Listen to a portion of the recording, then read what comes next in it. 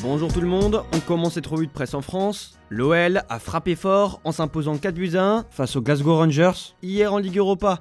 L'OL, en plein renouveau, atteint sa plénitude à Glasgow, titre Le Progrès. Une formidable équipe lyonnaise qui n'a laissé aucune chance aux Écossais. C'est peut-être le début d'une grande aventure. Chic et choc, placard de l'équipe. Porté par les doublés de Malik Fofana et Alexandre Lacazette, l'OL a empoché une deuxième victoire à l'issue d'un match très enlevé.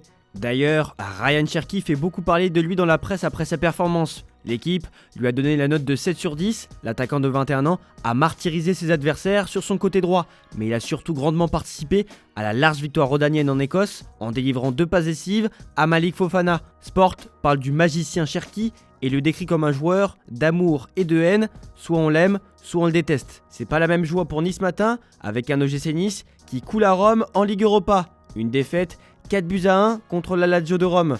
Dans le journal L'équipe, on se concentre sur la performance décevante de Gianluigi Donnarumma lors du match contre Arsenal qui a ravivé les doutes concernant son statut de gardien titulaire au PSG.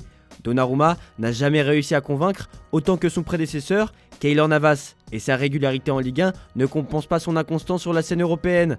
Le recrutement de Matvei Safonov vise à le challenger, tandis que la lenteur des discussions pour une prolongation de contrat soulève des interrogations sur la confiance que le club lui accorde. Luis Enrique n'exclut pas d'instaurer une concurrence au sein de ses gardiens, laissant ainsi la porte ouverte à d'autres options. On part en Angleterre avec Harry Maguire qui a sauvé Manchester United et Eric Ten Hag. Le club a évité la défaite en Ligue Europa contre Porto grâce à une tête d'Harry Maguire dans les arrêts de jeu, terminant le match sur un score de 3 buts partout. United, qui avait mené 2-0 avec des buts de Rashford et Højlund, a vu Porto revenir grâce à Sami Omorodion. Ce résultat continue d'exacerber les problèmes de Ten Hag, sous pression après un début de saison décevant. Sunsport jette un coup d'œil aux 5 favoris pour remplacer Ten Hag. Ruud van Nistelrooy, Thomas Tuchel, Gareth Southgate, Kieran McKenna et Graham Potter sont évoqués. Pour le média, Man U a eu des discussions avec l'Allemand au cours de l'été et il semblait être leur cible numéro 1. Mais Tuchel a refusé le poste car il voulait s'éloigner du métier pendant un moment. United pourrait retenter sa chance. Dans les autres matchs, Tottenham a remporté une 5e victoire consécutive en battant Ferencváros 2-1. Chelsea a remporté une victoire 4-2 contre la Gantoise lors de son 300e match européen avec des buts de Renato Veiga, Pedro Neto, Christopher Nkunku et Kiernan Desbury Hall. Dans les autres infos en Angleterre, selon Sport, repris par le Manchester Evening News, Barcelone envisage de recruter Erling Haaland, faisant de lui la priorité pour l'été prochain, bien que Manchester City considère l'attaquant comme intouchable. Si ce transfert échoue, le Barça pourrait envisager de faire revenir Neymar. Le média espagnol Sport affirme que le Barça a maintenant fait de Haaland sa priorité absolue avant l'été prochain, alors qu'il cherche à constituer une équipe capable de dominer la Liga sous le nouvel entraîneur Hansi Flick. On continue cette revue de presse en Espagne. Radiographie d'une baisse de niveau. Titre AS qui s'inquiète du niveau du Real Madrid. Nous avons touché le fond. Titre Marca de son côté.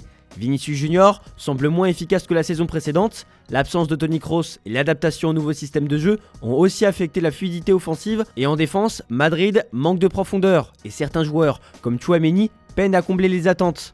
L'impact de Mbappé est encore mitigé. Le vestiaire active l'alarme. Une sensation d'inquiétude se propage chez les joueurs. Ces derniers sont conscients des manquements et de ce qu'il faut améliorer. Le Madridismo n'a pas disparu et Ancelotti a envoyé un message à ses joueurs, selon Marca. L'individualité qui inquiète ce matin dans AS, c'est Jude Bellingham. Le Real Madrid attend désespérément que l'Anglais retrouve son efficacité devant le but. À ce stade de la saison précédente, l'Anglais avait déjà marqué 6 buts, mais cette année, il reste muet. L'intégration de Mbappé et le retour de Vinicius semblent l'avoir éloigné de la zone de finition. Malgré son influence sur le jeu, Bellingham n'a pas encore retrouvé la forme éclatante de l'an dernier. Selon Relevo, le Real Madrid s'active déjà sur le marché en établissant des contacts avec Trent Alexander-Arnold. Son contrat expire en 2025 et il représente une opportunité intéressante. Plusieurs clubs européens suivent également la situation. Le Real voit en lui un remplaçant potentiel pour Carvajal et Lucas Vazquez. Les discussions sont en cours. On continue cette revue de presse en Espagne. Le FC Barcelone possède actuellement le meilleur trident offensif des 5 grands championnats européens, avec Lewandowski, Rafinha et Lamine Yamal, marquant 16 des 25 buts de l'équipe, soit 64%. Ce trio surpasse ceux du PSG, du Bayern et du Real Madrid. Sous la direction d'Hansi Flick, le Barça a adopté un style de jeu plus direct, maximisant ainsi leur production offensive. En comparaison, les autres grands clubs européens comme City ou le Real Madrid n'ont pas une répartition aussi équilibrée de leurs buts entre leurs attaquants. Dans les résultats de la nuit dernière, l'Athletic Bilbao l'emporte 2-0 contre l'AZ Alkmaar. et la Real Sociedad s'incline 2-1 face à Anderlecht. Dans Sport, on apprend que la Juventus envisage l'arrivée de Sergio Ramos, récemment libre après son départ de Séville, pour renforcer sa défense suite à la grave blessure de Bremer. Ramos, âgé de 38 ans, s'entraîne seul depuis juin et cherche un nouveau défi après avoir rejeté plusieurs offres, dont celle de clubs saoudiens et de la MLS. Si le défenseur espagnol rejoint la Juve, il participerait à sa 3e Ligue européenne après avoir brillé en Espagne et en France. Alejandro Garnacho, attaquant de Manchester United, traverse une période difficile. Sa relation avec l'entraîneur Erik ten Hag étant particulièrement tendue. Son contrat court jusqu'en 2028, mais comme le révèle The Sun, relayé par Sport, des clubs comme la Juventus et le FC Barcelone s'intéressent à lui, avec un prix de départ estimé à 60 millions d'euros. Cependant, le Barça pourrait rencontrer des difficultés financières pour concrétiser un tel transfert. On prend la direction de l'Allemagne, le Bayern Munich a subi sa première défaite de la saison face à Aston Villa mercredi sous la direction de l'entraîneur Unai Emery, qui a tactiquement exploité les faiblesses de l'équipe, notamment Manuel Neuer, souvent trop avancé. Bien que les débuts de l'entraîneur Vincent Kompany aient été impressionnants avec 29 buts et 6 victoires, ses succès sont survenus contre des équipes de moindre calibre.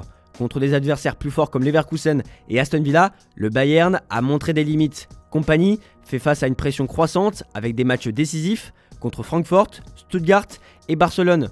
Abey Detung parle du risque calculé de Kompany et de son style de jeu rafraîchissant qui n'a pas décollé à Birmingham pour la première fois cette saison. Mais le Belge veut toujours rester fidèle à son style risqué et devra répondre aux attentes. On termine cette revue de presse en Italie. La Gazzetta dello Sport fait honneur à Dusan Vlahovic, qui est un homme clé de la Juventus de Thiago Motta. Pour rappel, c'est lui qui avait marqué le but décisif de la finale de la Coppa Italia contre l'Atalanta, son premier grand trophée avec la Juventus. Admirateur de Cristiano Ronaldo, il aspire à remporter le Ballon d'Or et poursuit son ascension en Ligue des Champions avec des performances remarquables. Sous la direction de Thiago Motta, Vlahovic a pris une nouvelle dimension, devenant un leader et améliorant ses statistiques. La Juventus entame des négociations pour prolonger son contrat jusqu'en 2028. Côté résultat, l'AS Roma a perdu contre Elfsborg 1-0. La Lazio de Rome a mis une valise 4-1 à l'OGC Nice. Et en Conference League, la Fiorentina s'est imposée 2-0 face à The New Saints, notamment avec un but de Yacine Adli. Voilà, c'est tout pour aujourd'hui. Bonne journée à tous. Merci pour votre fidélité. On se retrouve en fin d'après-midi pour le JT Foot Mercato.